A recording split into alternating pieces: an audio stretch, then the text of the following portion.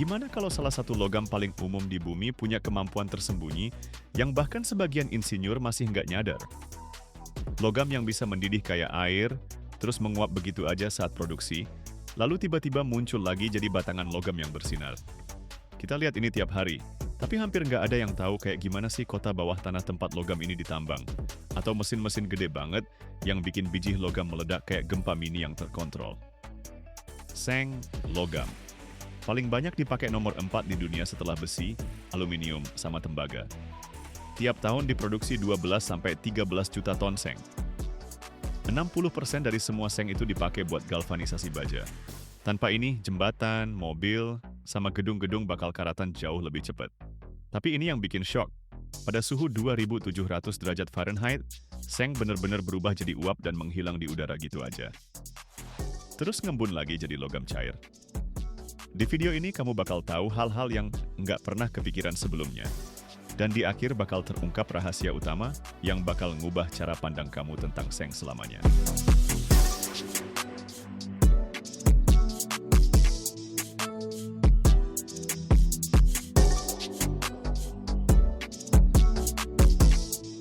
Bayangin tambang bawah tanah gede banget di Cina, Australia, atau Peru.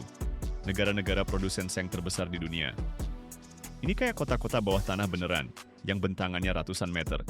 Bahkan kadang sampai beberapa kilometer di bawah permukaan tanah. Ini bukan cuma lubang gitu aja loh. Ini jaringan terowongan, lorong tambang, poros ventilasi, sama poros pengangkat. Mesin bor super kuat bikin lubang-lubang di batuan, namanya lubang tembak. Nah, di lubang-lubang ini diisi bahan peledak. Setelah ledakan yang dikontrol ketat, volume batuan yang super besar jadi hancur. Ini mirip gempa bumi mini yang dramatis tapi terkendali banget. Udara berdebu langsung disedot sama sistem ventilasi canggih yang juga ngalikin udara segar sampai ke kedalaman. Biji yang udah dihancurin terus dimuat ke truk-truk bawah tanah gede atau ke ban berjalan pakai alat muat. Ini tuh sistem transportasi bawah tanah beneran, terus bergerak nggak berhenti, ngangkut ton demi ton biji ke poros pengangkat pusat.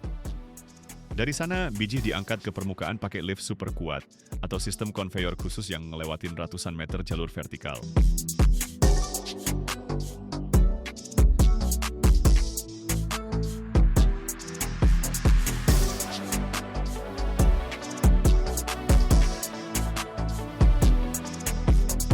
Di setiap tahap, dari pengeboran sampai pengangkatan, protokol keamanan dijaga ketat banget soalnya kerja di bawah tanah itu butuh kehati-hatian maksimal.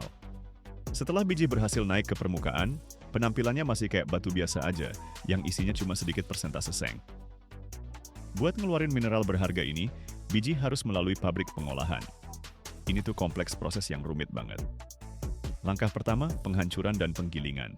Bongkahan biji yang gede-gede masuk ke mesin penghancur, yang dengan suara gemuruh bikin mereka jadi pecahan yang lebih kecil. Terus biji yang udah hancur ini masuk ke penggilingan bola atau batang. Drum raksasa yang berputar, diisi sama bola-bola atau batang baja.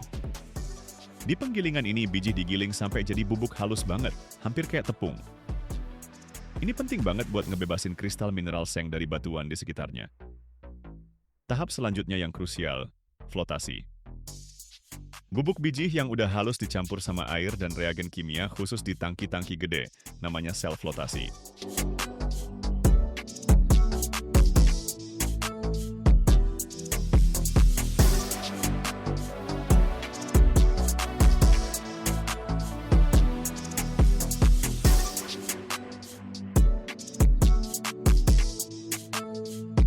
Reagen-reagen ini secara selektif nempel ke partikel mineral seng, bikin mereka jadi anti air.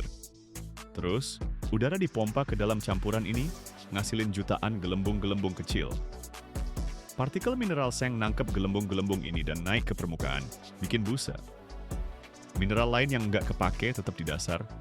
Busa yang udah diperkaya ini dikumpulin. Inilah konsentrat seng, yang bisa mengandung sampai 60% seng. Karena seng sering ditemuin bareng timbal, pabriknya bisa punya beberapa siklus flotasi buat misahin konsentrat seng dari konsentrat timbal secara terpisah. Konsentrat seng yang didapat ini masih belum logam murni loh. Dia harus melewati pemrosesan metalurgi dulu buat dapetin seng metalik. Dan disinilah kita masuk ke dunia suhu ekstrem nih. Kalau pakai metode pirometalurgi, konsentrat seng pertama-tama dipanggang dulu. Konsentratnya dipanasin di tungku khusus pada suhu sekitar 1.800 derajat Fahrenheit.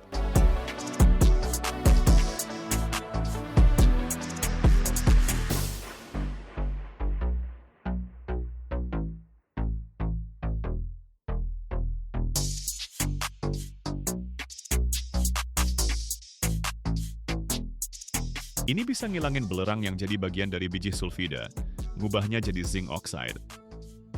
Belerangnya sendiri berubah jadi gas sulfur dioksida, yang dikumpulin dan dipakai buat bikin asam sulfat. Produk industri yang penting banget. Ini nggak cuma ngurangin polusi udara, tapi juga nyiptain produk bernilai tambahan. Terus, zinc oxide-nya dicampur sama batu bara dan dipanaskan sampai suhu yang lebih tinggi lagi, lebih dari 2.200 derajat Fahrenheit, kadang bahkan 2.700 derajat, tergantung teknologi tungkunya gimana. Di suhu ekstrim kayak gitu, terjadi proses reduksi. Karbon ngambil oksigen dari zinc oxide, ngelepas zinc murni dalam bentuk logam. Nah, di sini nih yang bikin wah, efek penguapannya. Di suhu segitu, zinc logamnya berubah jadi gas, alias menguap. Zinc punya titik didih yang relatif rendah dibanding logam lain. Makanya di tungku-tungku ini, yang suhunya jauh lebih tinggi, zinc beneran berubah jadi uap yang naik ke atas dan dikumpulin di kondensor khusus.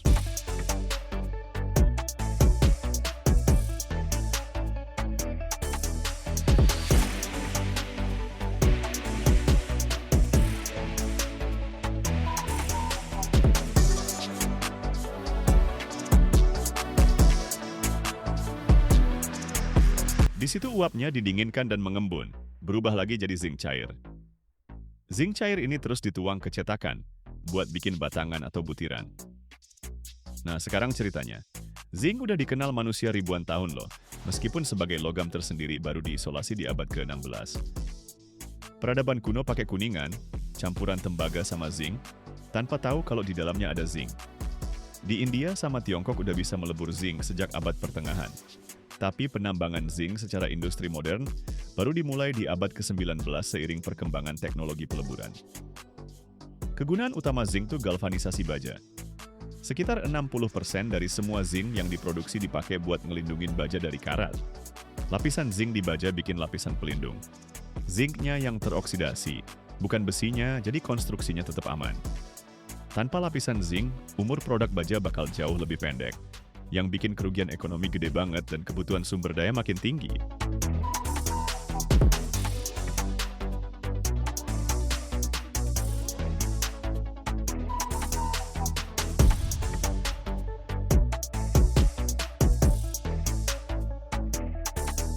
(15–20% zinc dipakai buat bikin alloy, kayak kuningan dan alloy untuk di casting.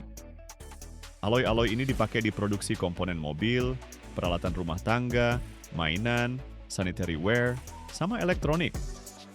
Terus sekitar 10–15% lagi masuk ke produksi zinc oxide dan senyawa kimia lainnya. Zinc oxide tuh penggunaannya luas banget.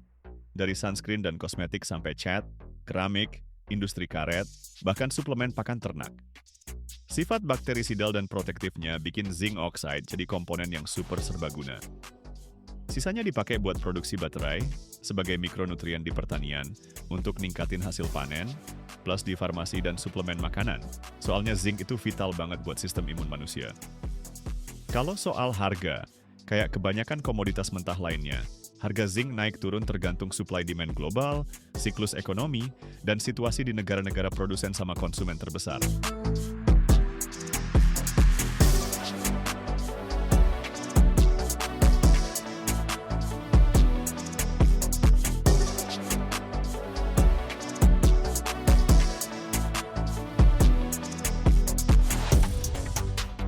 Tapi, permintaan zinc tetap stabil, atau bahkan naik loh, didukung sama urbanisasi, pembangunan infrastruktur, dan kebutuhan perlindungan logam dari korosi di seluruh dunia. Ini bikin zinc jadi indikator penting buat kesehatan ekonomi global. Zinc itu logam paling banyak dikonsumsi nomor 4 di dunia, setelah besi, aluminium, dan tembaga. Ini udah nunjukin betapa pentingnya zinc buat ekonomi global dan industri. Produksi zinc dunia per tahun sekitar 12–13 juta ton metrik. Jumlahnya gede banget nih, yang nunjukin betapa nggak tergantikannya zinc di ratusan bidang penggunaan. Wilayah utama penambangan zinc adalah China, Australia, dan Peru. Ketiga negara ini bareng-bareng bertanggung jawab buat porsi besar produksi zinc dunia dari biji, yang bikin mereka pemain kunci di pasar. Misalnya, China bukan cuma produsen terbesar, tapi juga konsumen zinc terbesar di dunia, yang mencerminkan perkembangan industrinya yang kuat banget. Produsen signifikan lainnya termasuk India, AS, Meksiko, dan Kanada.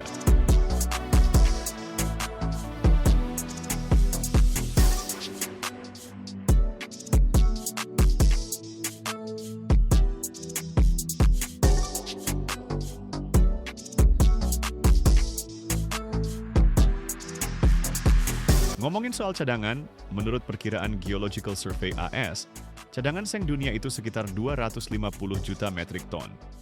Selain itu ada juga yang namanya basis sumber daya, yaitu deposit potensial yang belum dieksplorasi atau belum ekonomis buat ditambang saat ini. Perkiraan angkanya lebih dari 1 miliar 800 juta ton. Angka-angka ini nunjukin kalau seng, beda sama beberapa logam langka lainnya, bakal cukup buat puluhan tahun ke depan, bahkan dengan konsumsi yang terus naik. Sebagian besar seng ditambang dari tambang bawah tanah.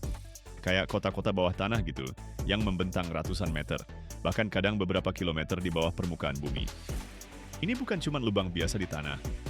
Ini jaringan terowongan, shaft, lubang ventilasi, dan lift tambang. Semuanya dimulai dari eksplorasi. Para geolog, kayak detektif aja, nyari tubuh biji.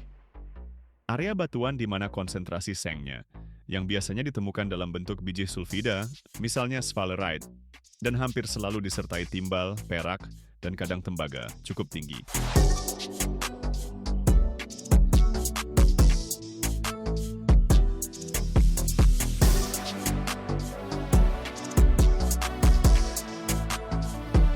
Setelah deposit ditemukan, pembangunan tambang dimulai.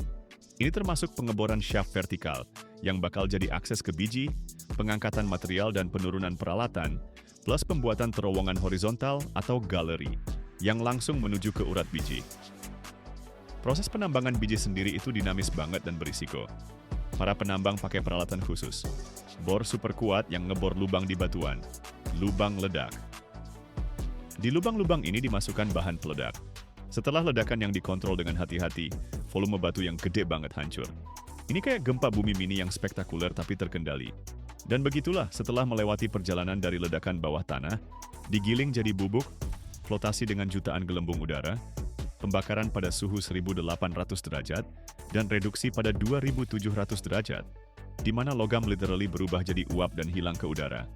Terus mengembun kembali jadi seng cair, lahirlah logam yang melindungi baja dari karat, yang bikin jembatan, mobil, dan gedung pencakar langit bisa ada, yang tanpa dia dunia modern bakal beda banget.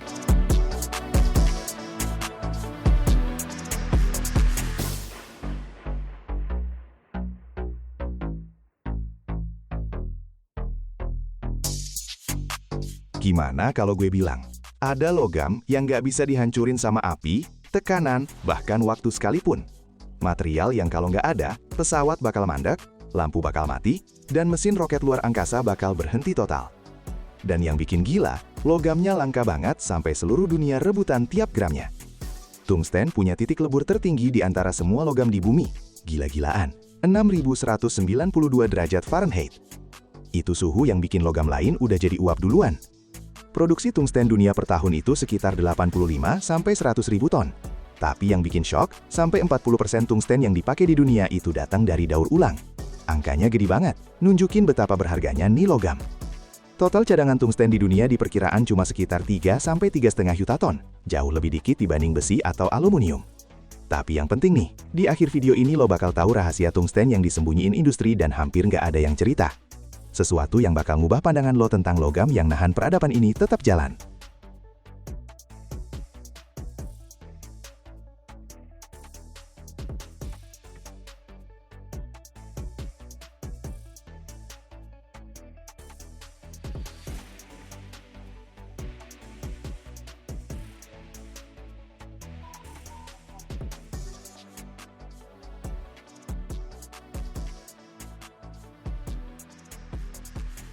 Bayangin, sebuah tambang bawah tanah yang super gede di Vietnam, Cina, Rusia, atau Kanada, negara-negara produsen tungsten terbesar di dunia. Jauh banget di dalam perut bumi, ratusan meter di bawah tanah, tersimpan biji-biji yang mengandung tungsten. Ini bukan logam murni ya, tapi mineral kompleks, wolframite sama skillite. Wolframite itu senyawa rumit dari besi, mangan, dan tungsten. Skillite itu tungstat kalsium. Para geolog pakai berbagai metode buat mengidentifikasi dan menilai cadangan biji tungsten ini. Terus, dengan mesin bor super kuat dan bahan peledak, biji itu diambil dari dalam bumi. Ini kerjaan yang berat dan bahaya banget, butuh teknologi tinggi dan harus ketat banget soal standar keamanan. Ribuan ton biji setiap hari diangkut ke permukaan pakai truk-truk bawah tanah yang gede banget. Ledakan dahsyat menghancurkan batuan, membuka akses ke biji berharga itu. Ini kayak gempa bumi terkendali versi mini. Setelah ledakan, biji dimuat ke dam truk tambang yang kapasitasnya sampai 300 ton dan dibawa ke pabrik pengolahan.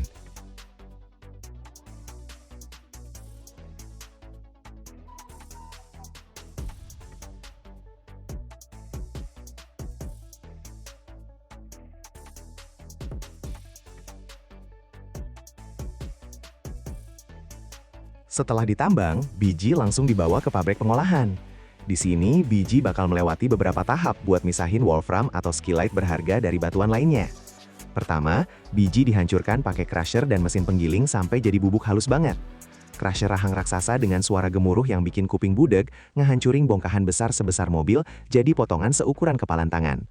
Terus, biji yang udah dihaluskan masuk ke ball mill, drum raksasa yang berputar dan penuh sama bola-bola baja.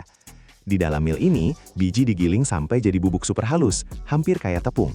Habis itu, berbagai metode pengayaan dipakai, seperti pemisahan gravitasi, pemisahan magnetik, dan flotasi.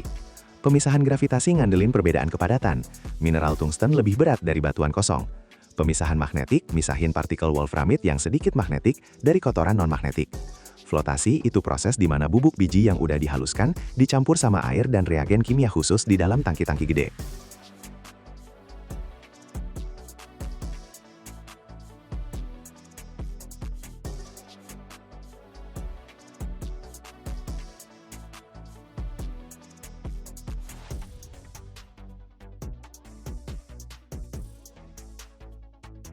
Reagen-reagen ini nempel secara selektif ke partikel-partikel mineral wolfram, bikin mereka jadi anti air. Terus, lewat campuran ini, dialirin udara, yang bikin jutaan gelembung-gelembung kecil. Partikel mineral wolfram nempel di gelembung-gelembung ini dan naik ke permukaan, bikin busa. Mineral-mineral alin yang nggak diperluin tetap di dasar. Busa yang udah diperkaya ini dikumpulin. Proses-proses ini ngasih konsentrat yang mengandung 60-70% trioksida wolfram, yang merupakan bentuk perantara. Konsentrat yang didapat terus diproses di pabrik-pabrik metalurgi buat dapetin wolfram murni. Ini proses kimia yang rumit banget, yang bisa melibatkan pelindian alkali, pengendapan para wolframat amonium, dan kalsinasi lebih lanjut buat dapetin oksida wolfram. Konsentrat dilarutin dalam larutan alkali di suhu tinggi. Terus dari larutan itu diendapkan para wolframat amonium, senyawa perantara. Senyawa ini dikalsinasi di suhu sekitar 600-800 derajat Celcius, ngasilin oksida wolfram, bubuk kuning.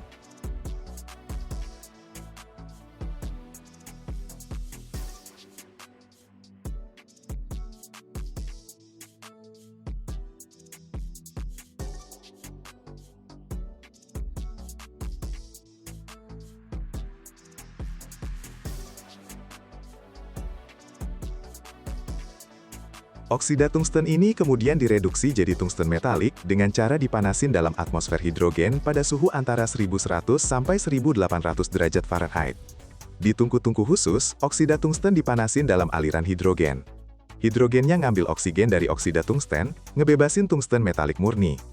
Hasilnya adalah bubuk tungsten halus berwarna abu-abu, yang jadi dasar buat semua produk selanjutnya. Dari bubuk inilah, tungsten dibentuk jadi batang, rod, dan berbagai bentuk lainnya lewat proses sintering. Bubuk tungsten dipres dengan tekanan tinggi banget sampai jadi bentuk yang diinginkan. Terus disintering pada suhu yang sangat tinggi dalam atmosfer hidrogen. Ini bikin partikel-partikel bubuknya nyatu, membentuk material yang padat dan kuat. Suhu sinteringnya bisa mencapai 3000 derajat Celcius loh. Pada suhu segitu, partikel bubuknya mulai nempel satu sama lain, membentuk struktur yang monolit. Prosesnya dilakukan di tungku dengan atmosfer terkontrol, biar nggak terjadi oksidasi.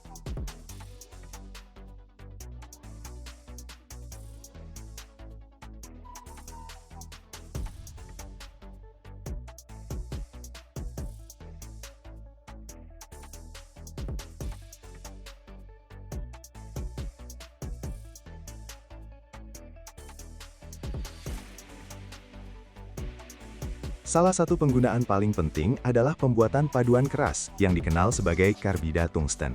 Paduan ini, yang menggabungkan tungsten dengan karbon plus kobalt atau nikel sebagai bahan pengikat, adalah salah satu material buatan paling keras di dunia. Karbida tungsten dibuat dengan memanaskan bubuk tungsten bersama karbon pada suhu sekitar 1400 sampai 1600 derajat Celcius. Kristal karbida tungsten yang terbentuk kemudian digiling jadi bubuk. Bubuk ini dicampur dengan kobalt atau nikel sebagai pengikat, dicetak dalam bentuk tertentu, lalu dipanaskan hingga menyatu. Karbida tungsten dipakai untuk membuat alat pemotong, bor, fries, pahat bubut, yang bisa mengolah logam dan paduan paling keras sekalipun. Tanpa karbida tungsten, industri manufaktur modern, pengolahan logam, serta penambangan minyak dan gas bakal nggak mungkin ada. 1 kilogram tungsten bisa jadi bor yang mampu menembus ribuan kaki batuan, yang membuktikan efisiensinya yang luar biasa banget.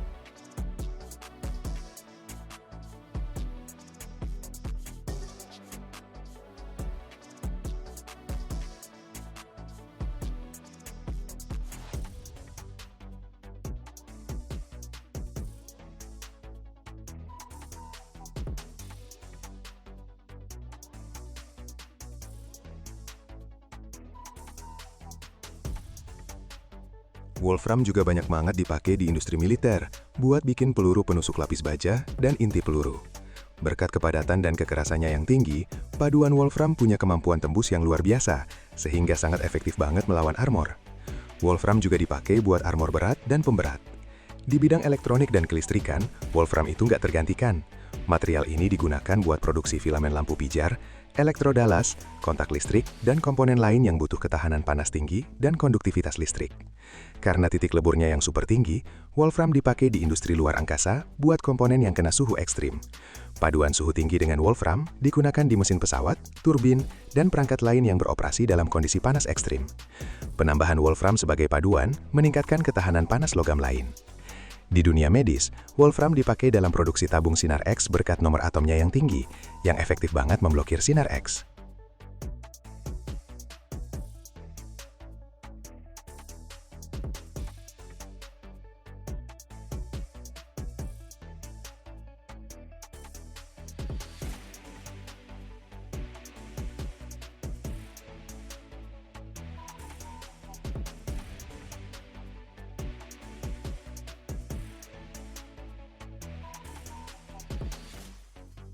Tungsten juga dipakai buat perlindungan radiasi, mirip kayak timbal, tapi nggak seberacun itu.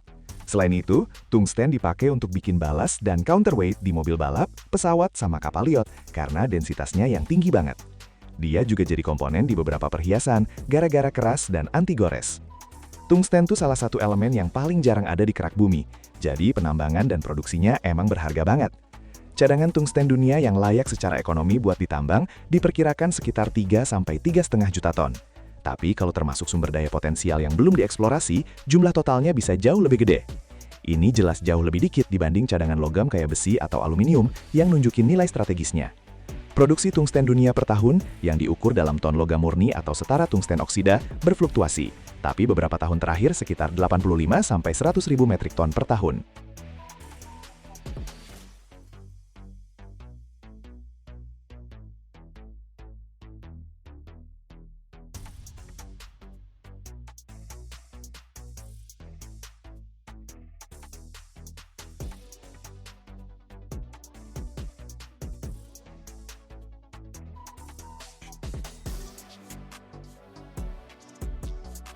Angka ini mencakup produksi primer dari biji dan juga daur ulang, yang makin penting banget nih. Bayangin aja, kamu bisa ambil alat yang udah usang dan udah nggak kepake, terus ubah jadi baru lagi, tanpa buang-buang energi dan sumber daya buat nambang biji dari nol. Nah, ini yang terjadi sama tungsten. Daur ulang tungsten tuh salah satu yang paling maju dan efisien di antara semua logam loh. Menurut berbagai perkiraan, sampai 40% dari total konsumsi tungsten di dunia datang dari bahan daur ulang. Angka yang gede banget, menunjukkan betapa berharganya dan menguntungkan secara ekonomi. Dari mana sih tungsten bekas ini? Sumber utama bahan sekunder buat tungsten tentunya dari paduan keras bekas, kayak alat potong, mata bor, fries yang terbuat dari tungsten karbida itu. Setelah dipakai intensif, mereka aus, tumpul, atau patah. Daripada dibuang ke tempat sampah, mereka dikumpulin dan dikirim ke pabrik daur ulang.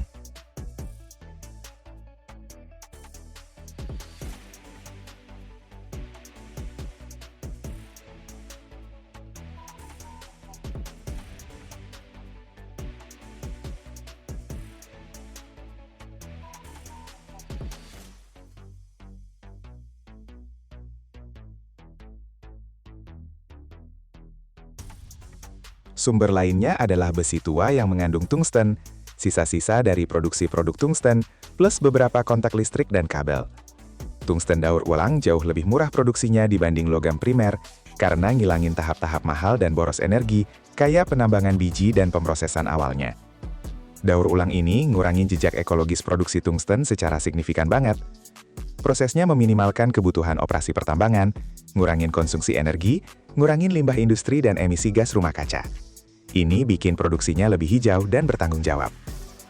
Dan begitulah, setelah melewati perjalanan dari ledakan bawah tanah, digiling jadi bubuk, melalui flotasi dengan jutaan gelembung udara, melalui pelarutan kimia dan reduksi di atmosfer hidrogen pada suhu 1800 derajat, melalui sintering pada 3000 derajat, lahirlah logam dengan titik lebur tertinggi di bumi, yang mampu bertahan di 6192 derajat Fahrenheit, logam yang tanpa dia industri modern, penerbangan, antariksa, dan kedokteran nggak mungkin ada. Dan yang paling keren, hampir setengah dari logam ini terlahir kembali dari alat-alat lama, bikin tungsten jadi salah satu material strategis paling ramah lingkungan dalam peradaban kita.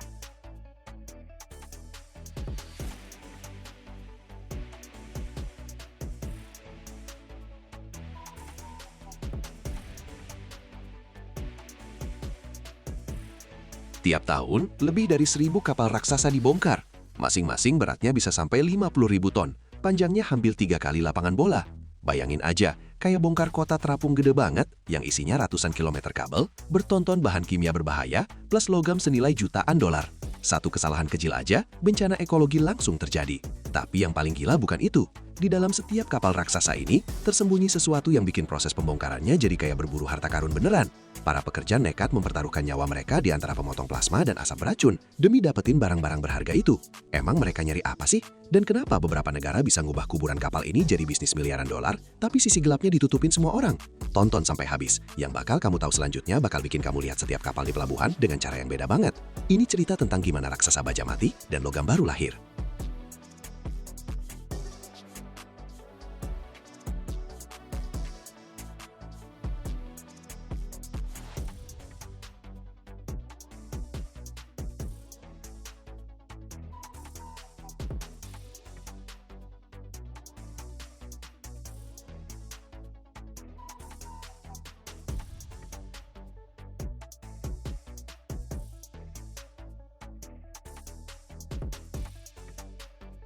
Kenapa daur ulang kapal itu penting banget?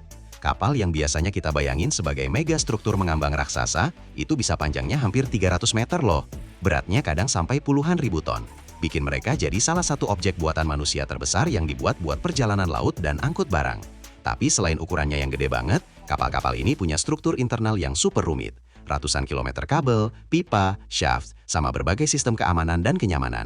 Plus banyak banget elemen dan mekanisme yang punya fungsi beda-beda. Semua arsitektur ini nggak cuma besi doang, tapi organisme kompleks yang harus dibongkar dengan hati-hati dan benar pas kapalnya udah sampai akhir masa bakti. Yang penting banget nih, kita harus ngeluarin semua zat berbahaya yang numpuk selama kapal dipakai. Ini bisa aja zat bioaktif, cat beracun, sisa bahan bakar, oli, zat kimia.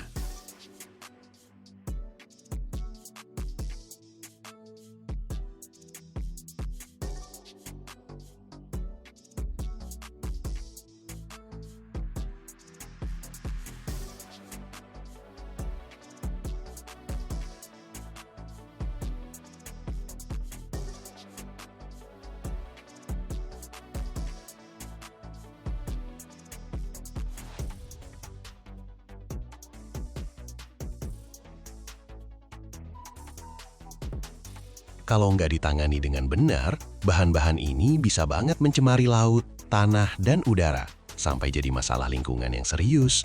Tanpa persiapan yang tepat, pembongkaran kapal gede kayak gini bisa berubah jadi bencana buat alam. Tapi, daur ulang kapal-kapal raksasa ini ternyata punya sisi positif yang keren banget loh. Logam yang dipakai buat bikin kapal itu bahan baku yang bagus dan berharga banget, yang bisa diolah lagi dan dikembalikan ke produksi. Logam ini dipakai buat bikin rumah, mobil, konstruksi bangunan, bahkan kapal-kapal baru juga. Jadi dengan cara ini, kita bisa ngurangin kebutuhan buat melebur baja baru, ngirit energi dan sumber daya, plus mengurangi jumlah sampah. Daur ulang logam dari kapal-kapal ini jadi bagian penting dalam siklus ekonomi industri modern yang berkelanjutan. Pembongkaran objek-objek gede kayak gini juga bikin pelabuhan yang dulunya penuh kapal tua jadi kosong, biar bisa diganti sama kapal-kapal baru yang lebih modern.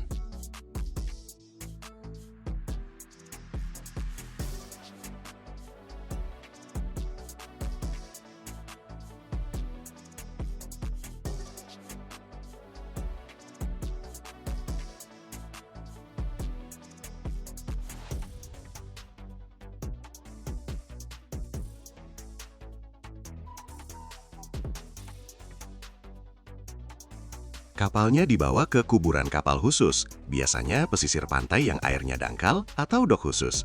Tempat-tempat ini dipilih bukan sembarangan loh.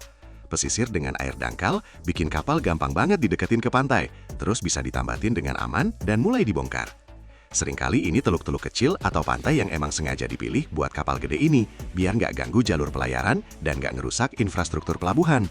Sedangkan dok itu kayak platform gede atau bangunan khusus tempat kapal diparkir buat dibongkar di darat. Tempatnya dilengkapin semua peralatan yang dibutuhin buat kerja yang nyaman dan aman. Crane, alat pemotong logam, sistem pembuangan limbah. Salah satu tugas utama para ahlinya adalah menjaga keamanan lingkungan. Soalnya selama dipakai, kapal udah nyimpan banyak zat berbahaya yang kalau nggak hati-hati bisa ngerusak lingkungan sekitar.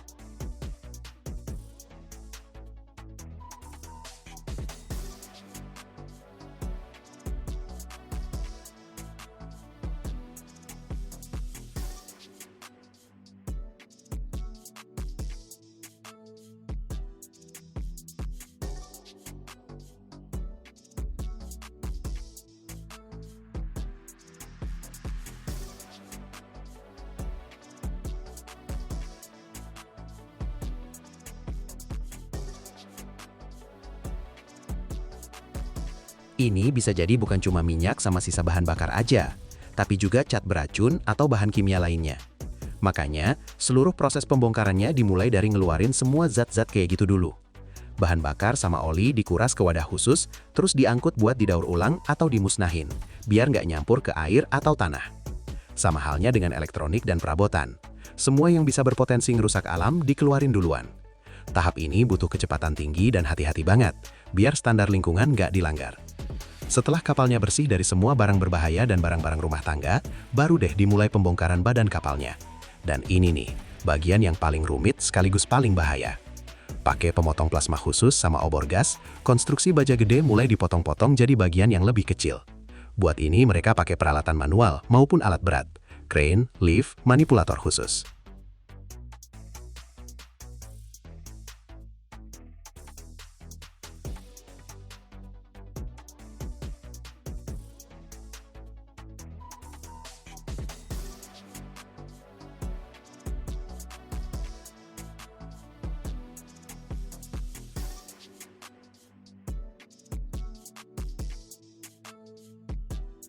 Pemotongan plasma memungkinkan pemisahan logam dengan sangat presisi, cepat, dan efisien untuk nantinya diolah ulang.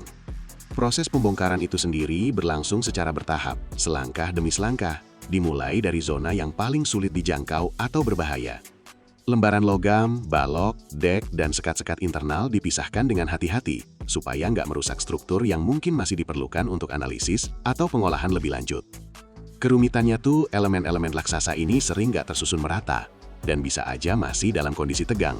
Plus karena korosi atau deformasi badan kapal, beberapa bagian bisa tiba-tiba turun atau jatuh kapan aja. Yang nggak kalah penting juga adalah keselamatan para pekerja. Selama pemotongan plasma, muncul percikan api panas dan uap beracun. Makanya orang-orang yang bekerja butuh perlindungan khusus. Respirator, pakaian pelindung khusus, dan pemantauan kualitas udara secara terus-menerus. Kesalahan kecil aja atau mengabaikan aturan bisa berakibat fatal, dengan cedera serius dan kecelakaan kerja.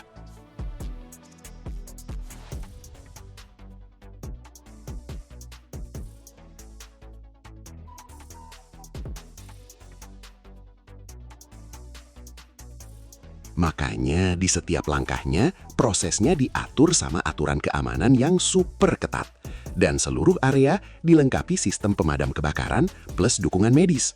Pembongkaran badan kapal sama struktur baja utamanya, ini jelas banget tahap yang penting dan rumit dalam proses daur ulang kapal raksasa ini. Tapi setelah pekerjaan besar itu selesai, ternyata belum kelar juga. Masih ada satu fase besar lagi yang butuh perhatian gak kalah serius dan skill khusus. Soalnya ini menyangkut pembongkaran dan penyortiran banyak banget material yang lebih kecil, tapi gak kalah berharga dan rumit. Salah satu proses paling besar dan rumit adalah ngerjain kabel-kabelnya. Kapal ini punya ratusan kilometer jaringan kabel yang nyuplai listrik dan koneksi antar semua sistem. Ini kabel-kabel baja tebal dengan isolasi plastik, karet, dan mungkin juga ada logam-logam berwarna di dalamnya.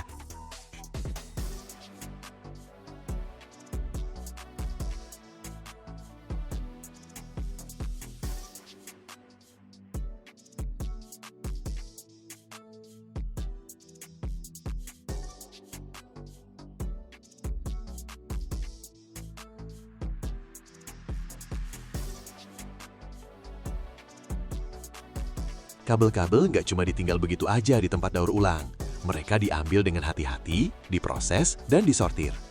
Dengan misahin inti logam dari bahan isolasinya, kita bisa ngirim tembaga atau aluminium murni buat dilebur ulang. Sementara lapisan isolasinya diolah jadi bahan baku polimer baru. Nah, para pekerjanya harus super hati-hati, biar nggak merusak potongan kabel yang panjang. Plus mereka juga kudu patuhi prosedur keselamatan, karena bisa ada sisa zat berbahaya atau karat. Terus ada lagi nih kategori material penting lainnya, bahan isolasi yang nempel atau ngisi dinding kapal, ruang mesin, sama pipa-pipa. Isolasi ini biasanya dibuat dari material khusus, kayak wol mineral, busa poliuretan, atau wol basalt. Bahan-bahan ini bantu kontrol suhu di dalam sistem dan bikin aman pas kerja sama komponen yang panas atau dingin. Setelah isolasinya dikeluarin, mereka disortir dan dikirim ke pabrik khusus buat diolah lagi.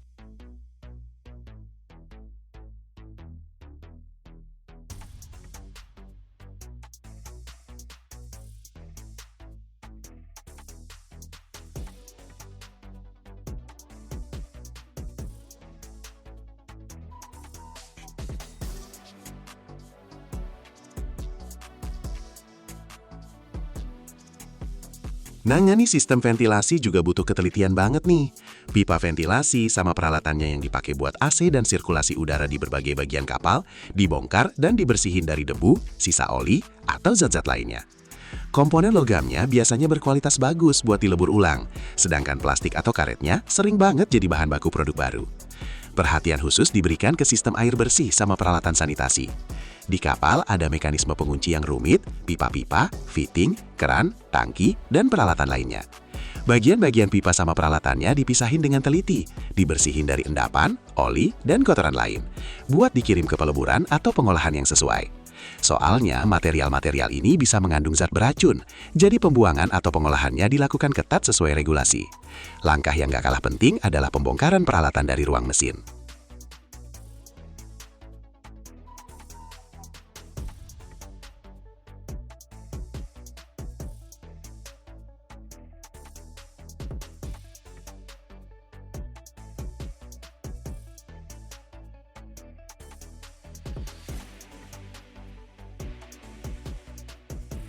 Di sana ada mesin-mesin, generator, sistem pompa, turbin, dan peralatan rumit lainnya yang biasanya beratnya gede banget dan mengandung banyak logam, termasuk logam berharga. Peralatan kayak gini sebagian besar diperbaiki dan dipakai lagi, atau dibongkar jadi komponen, yang beberapa bagiannya bisa didaur ulang. Dalam kasus tertentu, mesin-mesinnya bahkan dijual sebagai spare part bekas, jadi nggak berakhir jadi rongsokan logam. Furnitur, peralatan rumah tangga, lampu, dan barang-barang interior kapal lainnya juga nggak dibuang begitu aja loh. Semuanya dicopot dan disortir. Bagian kayu, logam, atau plastiknya didaur ulang atau dibuang secara terpisah. Kadang-kadang furniturnya kalau kondisinya masih bagus, dijual buat dipakai lagi. Dan begitulah, setelah melewati perjalanan dari kota terapung sampai jadi ribuan ton bahan mentah yang udah disortir, kapal raksasa ini mendapat kehidupan kedua di rumah-rumah baru, mobil, bahkan kapal-kapal baru. Ini cerita tentang bagaimana kematian raksasa baja jadi awal kehidupan baru buat jutaan ton logam.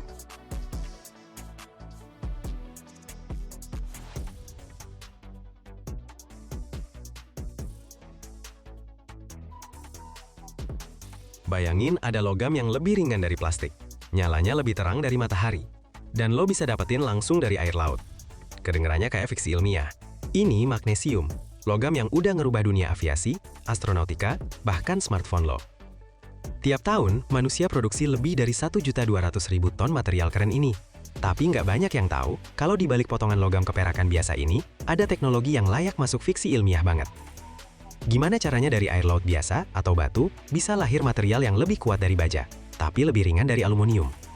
Lo bakal tahu kenapa magnesium bisa terbakar sampai 3000 derajat, gimana cara nambangnya dari dasar laut, dan kenapa nggak ada pesawat modern yang bisa eksis tanpa dia. Tonton sampai habis, endingnya bakal ngerubah pandangan lo tentang apa itu ringan dan kuat. Ini cerita logam masa depan yang udah ada sekarang.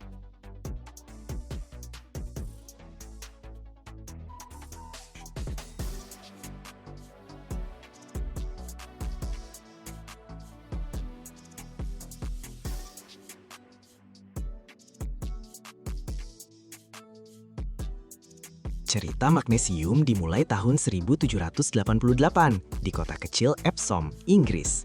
Seorang petani lokal bernama Henry Wicker ngeliat hal aneh. Sapi-sapinya nggak mau minum air dari sumber tertentu.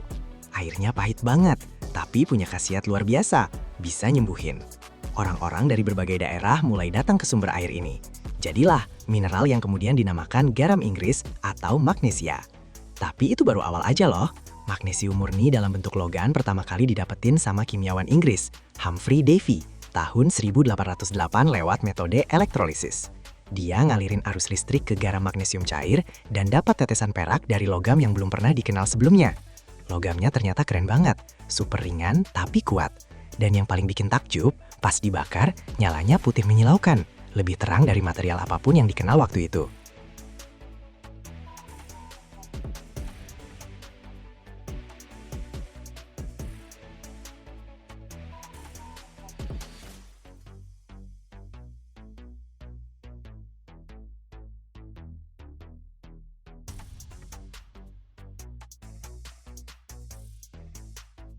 Di abad ke-19, magnesium itu langka banget, lebih mahal dari emas loh. Produksinya cuma beberapa gram di lab buat eksperimen ilmiah doang. Semuanya berubah pas para penemu sadar, magnesium bisa dipakai buat bikin cahaya super terang. Para fotografer pertama langsung jatuh cinta sama logam ini. Ledakan bubuk magnesium ngasih cahaya yang kuat banget, sampai bisa foto bahkan di kegelapan total. Bayangin aja nih, abad ke-19, studio gelap gulita, fotografer nyalain secubit bubuk magnesium dan boom, kilatan cahaya yang menyilaukan menerangi semua tempat. Dari sinilah istilah kilatan magnesium berawal. Tapi terobosan benerannya terjadi di abad ke-20, pas manusia udah bisa produksi massal. Magnesium ternyata material yang sempurna buat penerbangan. Ringan, kuat, gampang diolah. Selama Perang Dunia Kedua, produksi magnesium melonjak puluhan kali lipat. Pesawat tempur butuh komponen yang ringan tapi kuat, dan magnesium jadi bahan strategis setara sama minyak dan baja.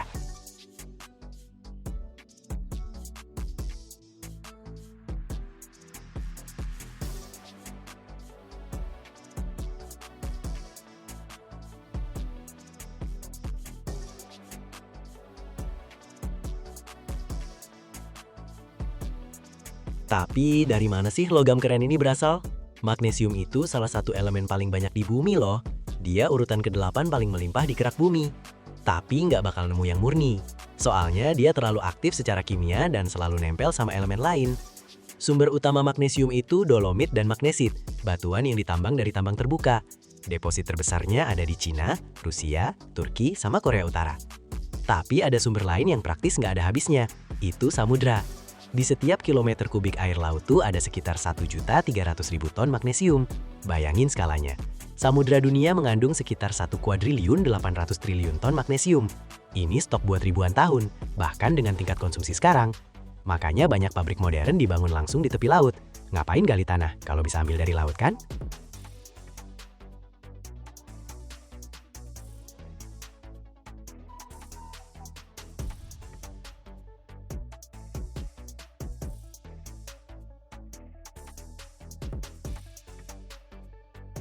Sekarang, yuk kita bahas proses produksinya. Ada 2 metode utama buat dapetin magnesium, thermal sama elektrolitik. Kita mulai dari metode thermal dulu nih, yang dipakai kalau bahan bakunya tuh dolomit atau magnesit dari tambang. Pertama-tama, batuan ini dihancurin jadi butiran kecil, ukurannya nggak lebih gede dari kenari. Terus butiran ini dimasukin ke tungku putar super gede. Bayangin aja, silinder baja sepanjang lapangan bola yang muter perlahan. Di dalamnya, suhu bisa nyampe ribuan derajat Celcius. Pada suhu segitu, karbon dioksida dari dolomit bakal terbakar habis, dan jadilah magnesium oksida, bubuk putih yang mirip kapur. Bubuk ini dicampur sama kokas dan silikon, terus dibentuk jadi briket seukuran bata. Briket-briket ini dimasukin ke dalam retort khusus, wadah baja kedap udara yang kuat banget buat nahan kondisi ekstrim. Nah, disinilah bagian paling seru dimulai.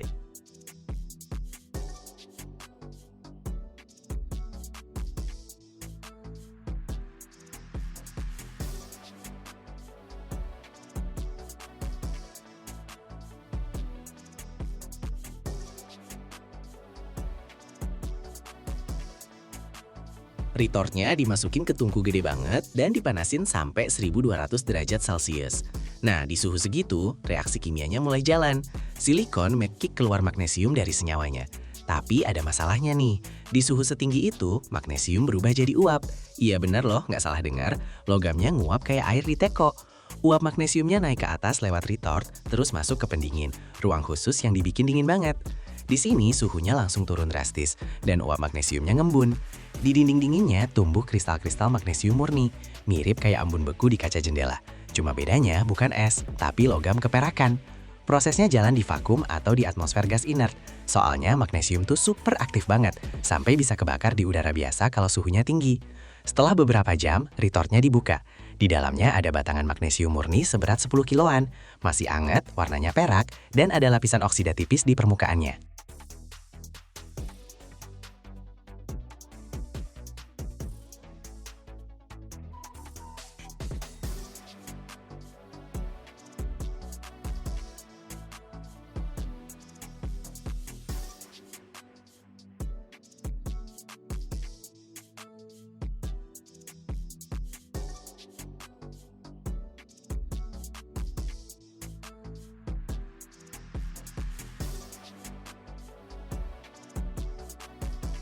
Sekarang kita bahas metode elektrolisis.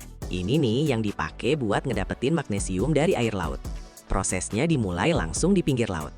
Air laut dipompa ke tangki-tangki gede banget, terus diolah pakai kapur. Kapur ini bereaksi sama garam magnesium yang larut di air, dan jadilah endapan putih, magnesium hidroksida. Endapan ini mengendap ke dasar, dikumpulin terus dicuci. Jadinya pasta putih, mirip kayak pasta gigi. Pasta ini diolah pakai asam klorida, dan jadilah magnesium klorida, larutan bening yang rasanya pahit. Larutannya diuapin di bak-bak gede, dan jadilah kristal magnesium klorida, putih mirip kayak garam kasar. Kristal-kristal ini adalah kunci buat dapetin logam murninya. Mereka dimasukin ke bak elektrolisis, wadah baja gede yang dilapisi bata tahan api. Di dalamnya ada magnesium klorida cair pada suhu 700 derajat Celcius, berpijar oranye kayak lava gunung berapi.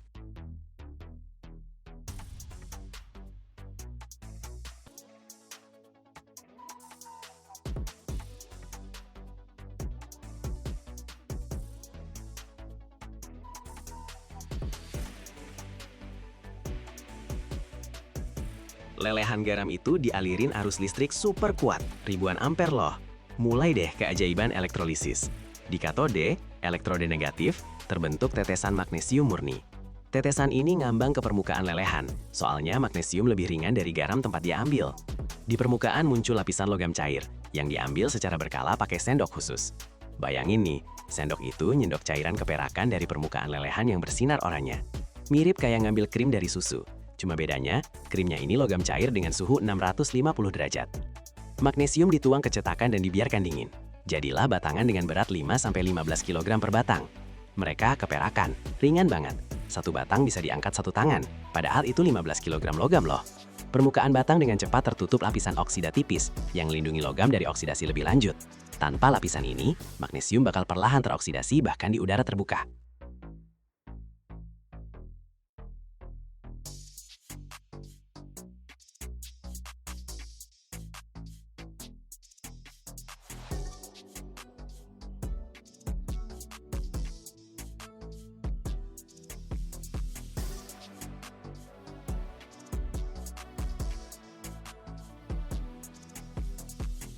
Nah, sekarang kita udah punya magnesium murni. Terus mau diapain? Ternyata kegunaannya banyak banget, dan semuanya bikin kagum loh. Mulai dari dunia penerbangan sama luar angkasa nih. Magnesium dan paduannya dipakai buat bikin badan pesawat, komponen mesin, sampai roda pendaratan. Kenapa? Soalnya berat itu segalanya dalam dunia penerbangan. Setiap kilogram yang bisa dihemat, artinya bahan bakar lebih irit dan muatan berguna bisa lebih banyak. Paduan magnesium itu 40% lebih ringan dari aluminium, tapi kekuatannya nggak kalah. Pesawat penumpang modern aja ada beberapa ton paduan magnesium di dalamnya. Pesawat luar angkasa sama satelit juga gitu. Waktu kita harus ngirim barang ke orbit, di mana tiap kilogram bisa habis ribuan dolar, magnesium itu nggak tergantikan. Industri otomotif juga suka banget sama magnesium. Blok mesin, bagian transmisi, velg, semua dibuat dari paduan magnesium. Apalagi di mobil sport dan balap, di mana berat itu krusial buat kecepatan dan handling. Satu velg magnesium beratnya setengah dari velg baja, tapi kekuatannya sama aja.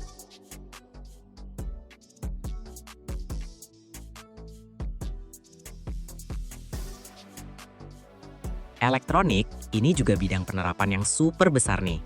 Casing laptop, tablet, smartphone, kamera, sering banget dibuat dari paduan magnesium. Kenapa? Ringan, plus bagus banget buat nyebarin panas, plus kuat. Smartphone atau laptop kamu mungkin banget ada magnesiumnya sekarang.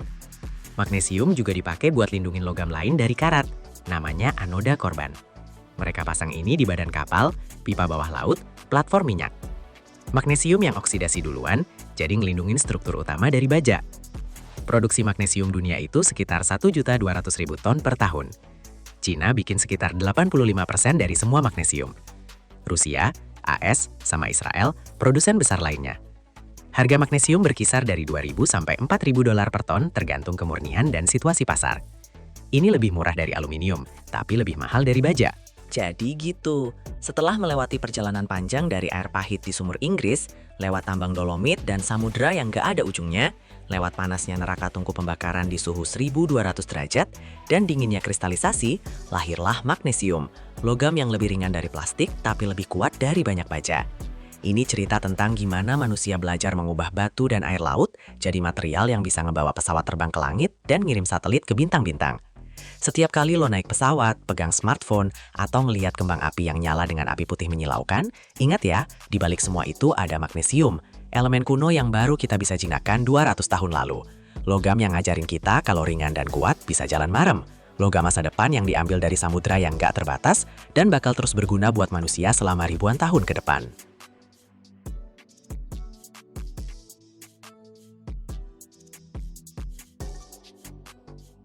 Bayangin ada bahan yang nggak meleleh, nggak ninggalin setetes air pun, langsung menguap ke udara gitu aja. Dia bisa membekukan apa aja dalam hitungan detik, bikin kabut putih tebal yang merayap di tanah, bahkan bisa bikin hidup berhenti kalau lo nggak hati-hati. Dry ice, ini bukan sekedar dingin biasa.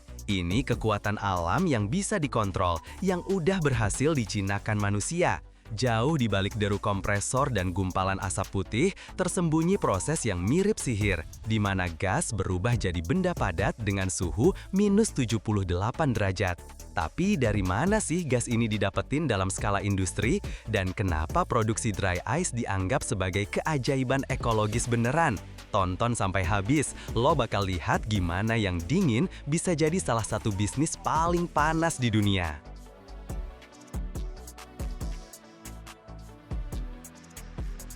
Es kering industri itu sebenarnya cuma bentuk padat dari karbon dioksida yang beku di suhu ekstrim minus 78,5 derajat Celcius. Gampangnya gini, ini tuh gas karbon dioksida yang sama persis kayak yang kita keluarin setiap kali napas, yang diserap sama tumbuhan, dan yang bikin minuman bersoda lo jadi segar. Beda sama es biasa yang kalau meleleh jadi air, es kering punya kemampuan keren banget, sublimasi. Dia langsung berubah dari padat jadi gas, nggak lewat fase cair sama sekali. Makanya disebut kering, dia nggak ninggalin genangan air, tapi langsung menguap jadi gas yang nggak kelihatan. Kemampuan unik ini yang bikin dia bisa langsung ngedinginin dan menguap tanpa sisa. Jadinya dia kepake banget di puluhan industri.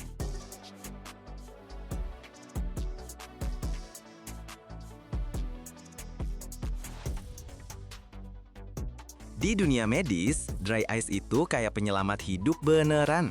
Dipakai buat ngirim vaksin, organ donor, sama darah, di mana setiap detik keterlambatan dan setiap derajat tambahan bisa bikin orang kehilangan nyawa.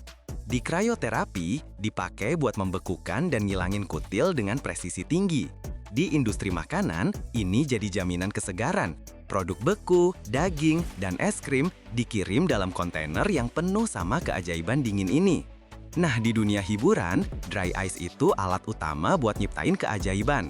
Kabut tebal yang mengalir di atas panggung konser dan pertunjukan teater, atau koktail berasap di bar, semua itu kerjaannya dry ice, yang pas ketemu air panas, langsung bikin efek visual yang keren abis. Produksi dry ice itu terjadi di pabrik kriogenik. Pabrik-pabrik ini nge-cover area industri yang super luas. Bayangin aja, bisa sebanding sama beberapa lapangan sepak bola. Di tengah area ini berdiri tangki kriogenik raksasa, menara baja yang tingginya bisa sampai 15 meter, dan bisa nampung sampai 100 ton karbon dioksida cair. Di dalam pabriknya sendiri, suara gemuruh terus kedengeran. Itu bunyi dari kompresor super kuat sama mesin pres hidrolik yang lagi bekerja. Dari tangki raksasa itu, gas cair ngalir lewat pipa-pipa tebal yang permukaannya ditutupin embun beku menuju ke jantung produksi, mesin pres. Mesin-mesin ini benar-benar monster, bisa ngepres sampai 500 kg dry ice cuma dalam 1 menit doang. Waktu karbon dioksida cair di bawah tekanan super gede keluar dari nozzle ke ruangan dengan tekanan atmosfer normal, terjadi ekspansi yang cepet banget. Proses ini, yang dikenal sebagai efek Joule-Thomson, bikin gasnya langsung dingin dan membeku, berubah jadi dry ice yang teksturnya kayak salju gitu, lembut. Awan uap putih tebal mengepul di atas ruang pres saat mesin pres hidrolik dengan kekuatan ratusan ton ngepres salju ini jadi briket yang padat dan berat atau butiran-butiran kecil. Conveyor belt terus bergerak, ngangkut balok-balok es ini. Mereka lewat terowongan yang didinginkan, di mana suhunya dijaga di bawah minus 40 derajat. Mesin otomatis motong plat-plat besar jadi potongan kecil atau ngubahnya jadi butiran seukuran kacang polong. Conveyor belt terus bergerak, ngangkut balok-balok es ini. Mereka lewat terowongan yang didinginkan, di mana suhunya dijaga di bawah minus 40 derajat. Mesin otomatis motong plat-plat besar jadi potongan kecil atau ngubahnya jadi butiran seukuran kacang polong. Mesin pengemas bekerja dengan kecepatan super kilat. Ke dalam kontainer thermal khusus dari styrofoam, mereka tuangkan dry ice dengan jumlah yang udah diperhitungkan banget. Mulai dari paket kecil 1 kiloan sampai kontainer gede ratusan kilogram. Mesin penyegal otomatis nutup kemasan dengan rapet banget biar proses sublimasinya melambat. Dalam sejam, satu pabrik kayak gini bisa produksi sekitar 5 ton. Nah, sekarang bayangin kondisi kerja di kerajaan es ini. Di zona tempat mesin pres dan jalur pengemas beroperasi, suhunya bertahan di bawah minus 40 derajat loh. Pekerja di sini mirip kayak penjelajah kutub. Mereka pakai baju tebal berlapis-lapis yang tahan dingin. Di tangan mereka ada sarung tangan khusus, soalnya kontak langsung sama dry ice bisa bikin luka bakar instan yang super nyeri banget. Di wajah, kacamata pelindung, dan masker, soalnya konsentrasi karbon dioksida yang tinggi di udara bisa bikin pusing dan sesak napas. Makanya di ruangan-ruangan pasti ada sistem ventilasi super kuat yang terus-terusan ganti udara dan jaga kadar oksiden tetap aman. Buat nggak kedinginan, para pekerja kerja shift pendek, gantian antara zona dingin sama istirahat di ruangan hangat. Banyak prosesnya udah otomatis banget, biar kehadiran manusia di kondisi ekstrim ini seminim mungkin. Tapi bahkan dengan perlindungan segitu, kerja di pabrik-pabrik kayak gini butuh stamina luar biasa dan disiplin ketat banget soal keselamatan kerja.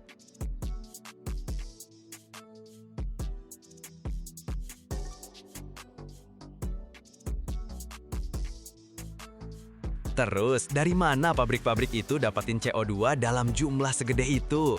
Rahasianya, mereka nggak memproduksi CO2 khusus, mereka ngumpulinnya.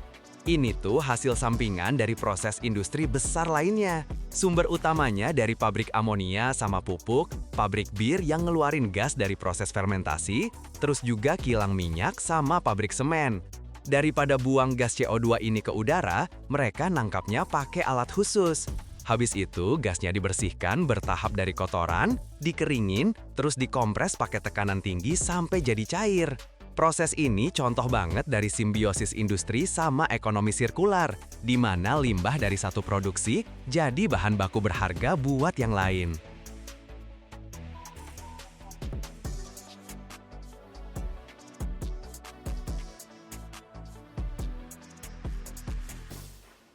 Tapi meskipun berguna banget, dry ice itu sebenarnya bahan yang butuh kehati-hatian ekstra loh. Suhunya super dingin, sampai bisa bikin luka bakar serius kalau kena kulit. Tapi bahaya utamanya ada di proses sublimasinya. Waktu menguap, dry ice bakal ngebikin oksigen di ruangan tertutup tergantikan. Kalau kalian ada di ruangan tanpa ventilasi yang lagi nguapin dry ice dalam jumlah banyak, bisa-bisa sesak napas. Ada kasus tragis di mana orang-orang sampai meninggal keracunan karena pakai dry ice buat bikin efek kabut di kolam renang tertutup. Makanya nih, kerja sama dry ice harus bener-bener ikutin aturan keamanan. Ventilasi yang bagus, pakai sarung tangan pelindung, sama kacamata safety.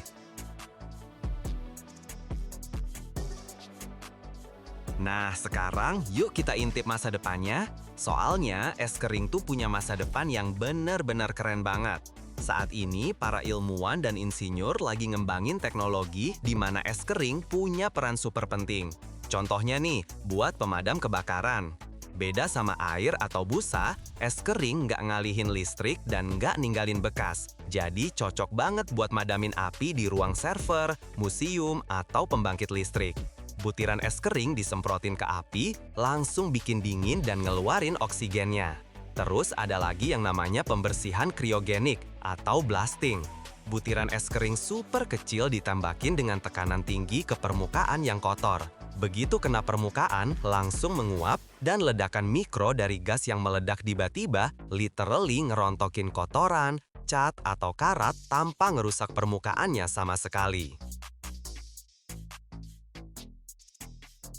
Tapi prospek paling fantastis itu adalah terraforming planet. Para ilmuwan beneran lagi ngebahas kemungkinan pakai karbon dioksida yang dalam bentuk padat nutupin kutub Mars buat bikin atmosfer. Dengan melelehin es kering Mars pakai ledakan nuklir atau cermin raksasa, kita bisa memicu efek rumah kaca yang bakal ngehangetin planet itu dan bikin layak huni. Jadi material dingin yang ngebul ini, yang sekarang kita pakai buat ngedinginin minuman, suatu hari nanti bisa jadi kunci buat ngubah planet merah jadi rumah kedua kita. Ini buktiin bahwa bahkan benda yang kelihatan paling sederhana sekalipun, nyimpen potensi nggak terbatas yang masih harus diungkap sama umat manusia.